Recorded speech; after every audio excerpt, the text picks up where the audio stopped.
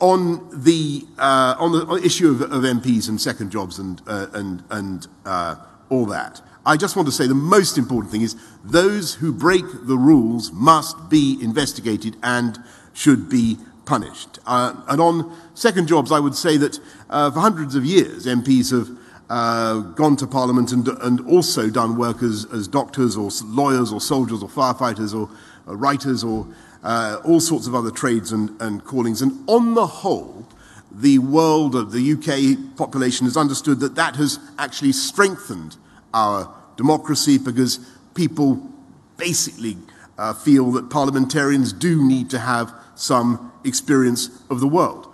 But if that system is going to continue today, then it is crucial that MPs follow the rules. And the rules say two crucial things. You must put your job as an MP first, and you must devote yourself primarily and above all to your constituents and the people who send you to Westminster, to Parliament.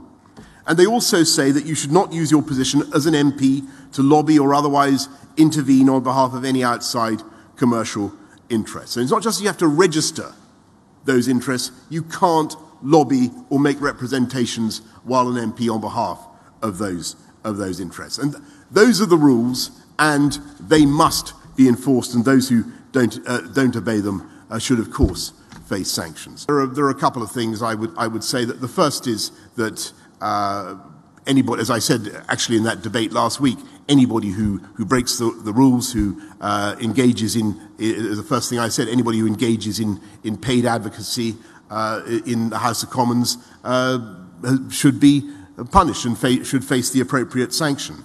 What we're trying to do, and I think what MPs across the House of Commons are still interested in seeing whether there's a cross-party agreement can be reached, is on reform of the process. And I know that the Parliamentary Standards Committee is looking at whether they can at reform as well. Chris Bryant's committee is also, I think, looking at the possibility of reform. And those two things should obviously be kept completely separate.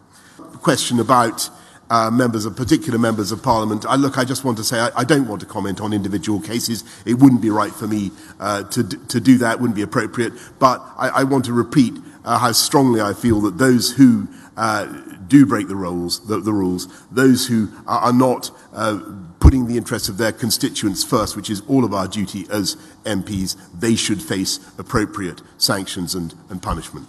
Since we're in an international context and speaking before international colleagues, I want to say one thing which I hope is not taken in any chauvinistic spirit, but I genuinely believe that the UK is not remotely a corrupt country, nor do I believe that our institutions are corrupt. And I think it's very, very important to say that.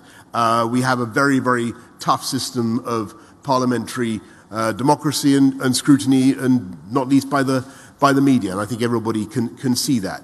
I think what you've got is cases where sadly MPs have broken the rules in the past, may be guilty of breaking the rules today. What I want to see is them facing appropriate sanctions, and all my declarations are in conformity with the rules, and you can certainly study them, and that will remain the case. And with that, I'm very, very sorry to tell you that I have to go and catch a climate-friendly means of transport back to London. Thank you, everybody. Thank you.